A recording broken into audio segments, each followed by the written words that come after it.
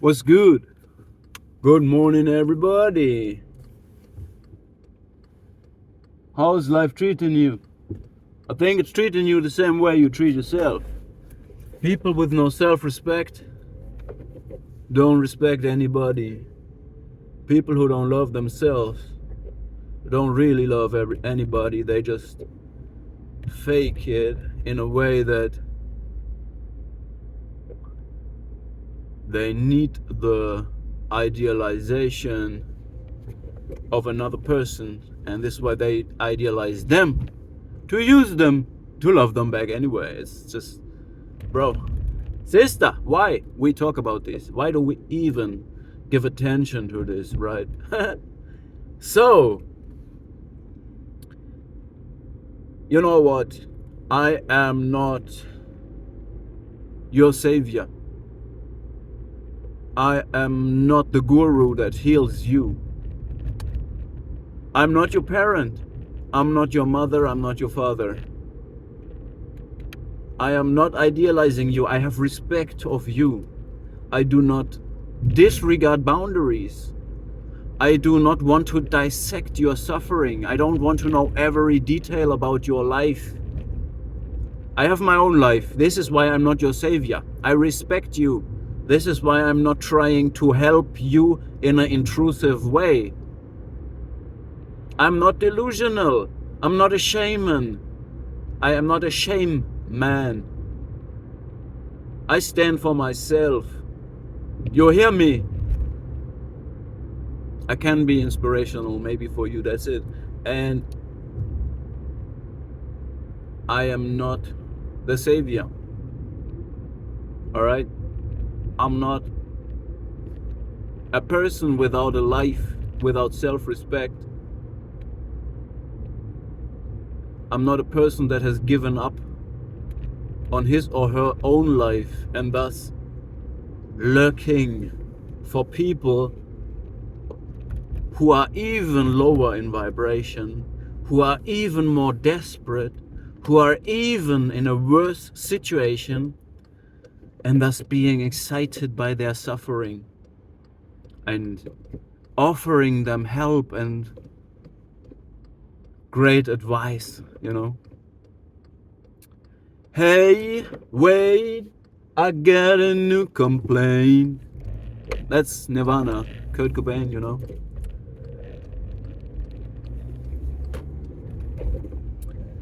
Yeah, the advice. Thanks for your good advice. Anyway, I'm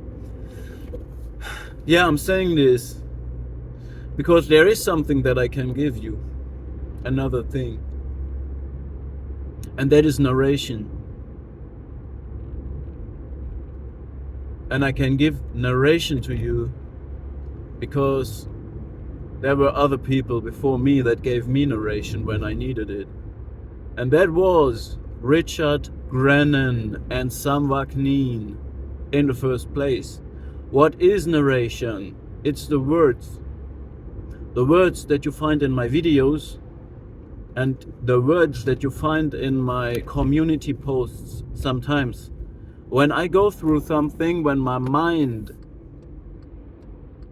is set on certain goals, I process these things and sometimes I share them. And what I share is a narration. And this narration is Ariadnes' thread for you. It is a line that you can follow, you can trace back. It's a timeline. And you can go any direction in this timeline that you want.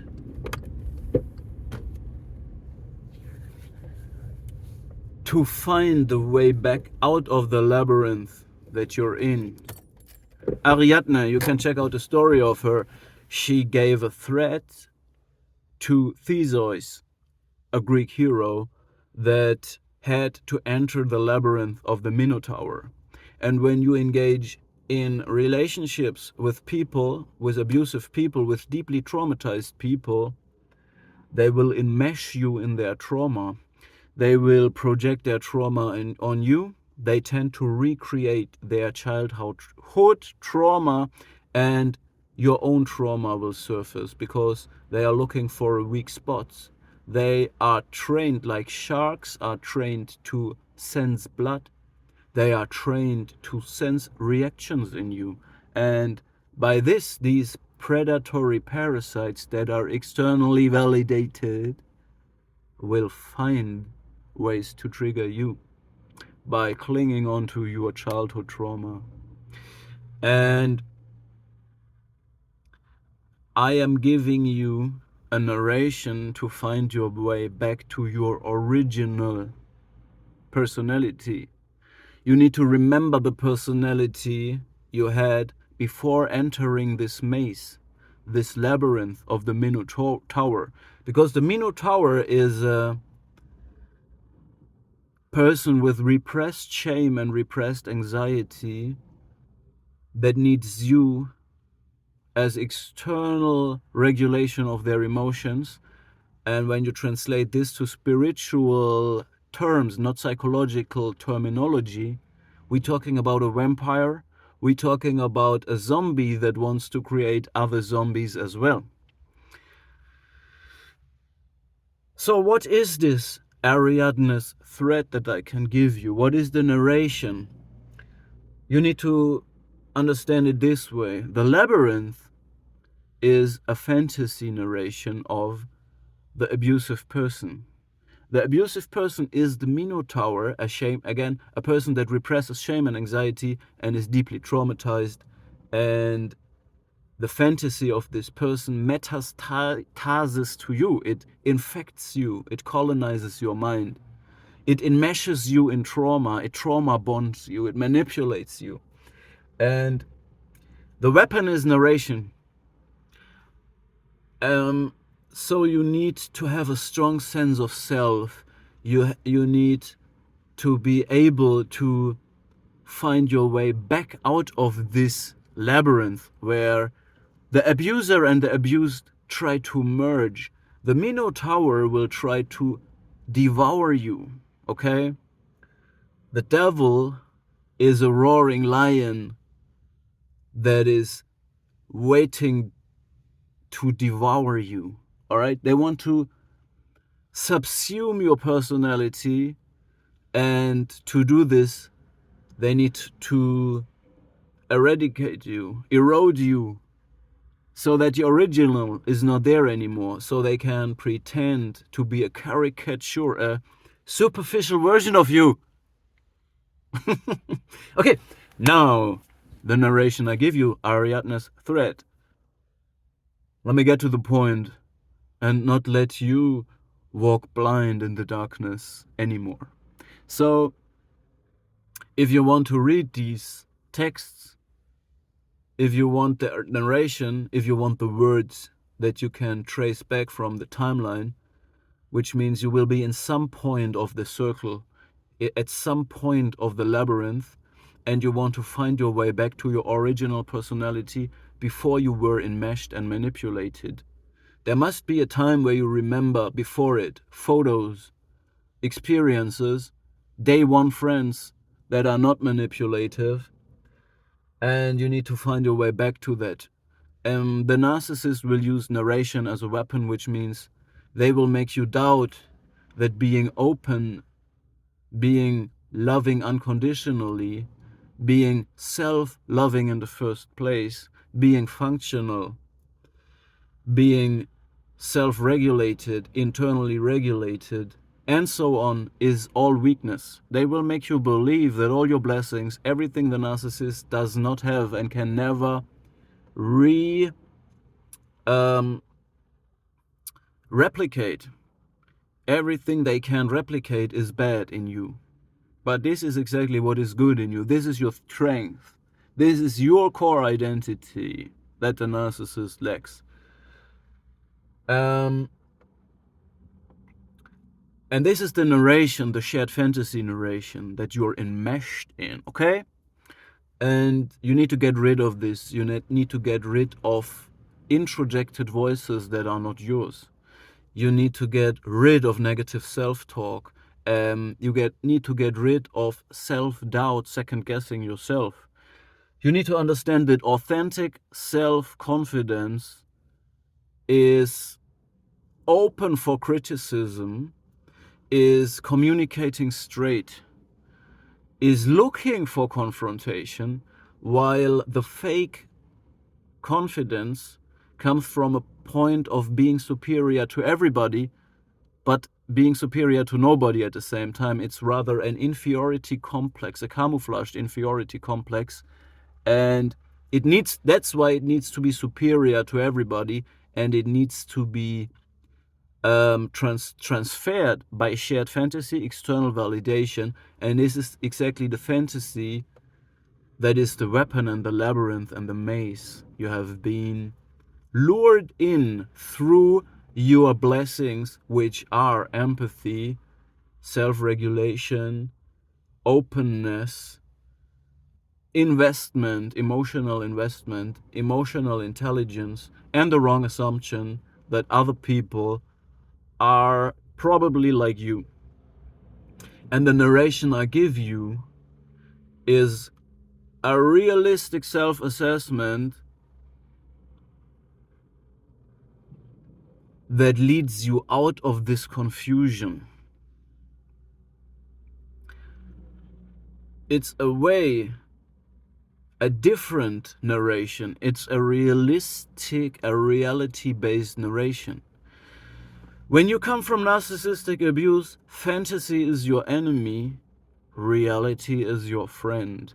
Reality is your shelter. The world, the real world that we share with equal individuals is a space the narcissist cannot enter. Okay? It's where you have to go to. To do this, you will have to individuate. You have to parent yourself. You need to get independent of everybody else. You need to break all possibilities to flee into fantasy. It can be substance abuse. It can be sexual addiction. The abusive people that I know are sexually addicted. They need sexual stimulation, and they use other bodies and other minds to validate this. Okay? So you need to be able to control your own, you need to claim back all your powers and show them to yourself in the first place, because the second guessing has become the problem. The delusion has become the problem that has been projected, all right? So you need to stand up and confront straight. You're not communicating through kids and women. You're not hiding behind things. That's the Minotaurus hiding in a maze of repressed anxiety and shame. And he wants you to feel this. He wants you to feel threatened, anxious, ashamed. But that's bullcrap. Okay? And I'm giving you the narration to find your way back. By understanding the underlying psychological understanding, or in this case, mythological understanding, archetypal understanding, spiritual understanding, you can translate the same processes both in spiritual or psychological terminology, no matter what you use. Or I would even recommend or suggest you use both terminologies and frameworks to understand what happened to you and find your way back to yourself. So this is what I can give you. Again, I'm not your parent, I'm not your mother, I'm not your father, I'm not idealizing you. I have the respect from you. I don't want to feed off your emotions, of your experiences, of your trauma.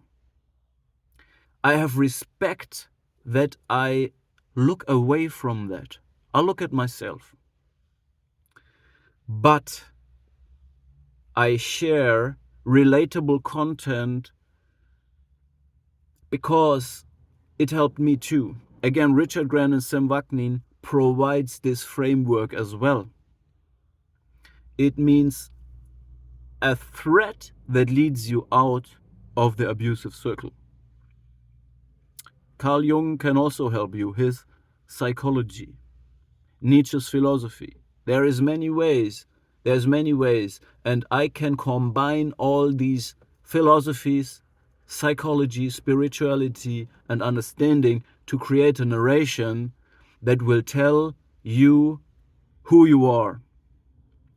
Then in the narcissist's narration, all the blame is on you.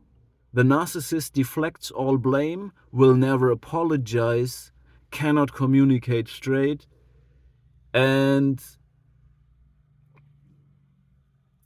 in his narration, he's always superior, and you have absolutely no rights. You are at the same time blamed for being a victim that does not stand up for himself, and this is victim blaming, so you enable the abuser. But when you stand up, confront the abuser, want to communicate, they deflect this and then they blame you for being aggressive. So you have no chance when you follow the narration of the narcissist, okay? This is why I provide you with a reality testing. I provide you with reality. I want to give you a way out of psychotic narcissistic fantasy. And this is the thing that I can provide. So, that being said, here is Ariadne's thread. I'm giving it to you. Find yourself. Find the way back to yourself. Individuate. Get out of infantile parenting relationships, intimate partners, dependencies. And the narration for this, you find it on my channel and on the people I have already mentioned. It is an uncomfortable process. Reality, leaving the comfort zone, is your friend. The end. My only friend, the end.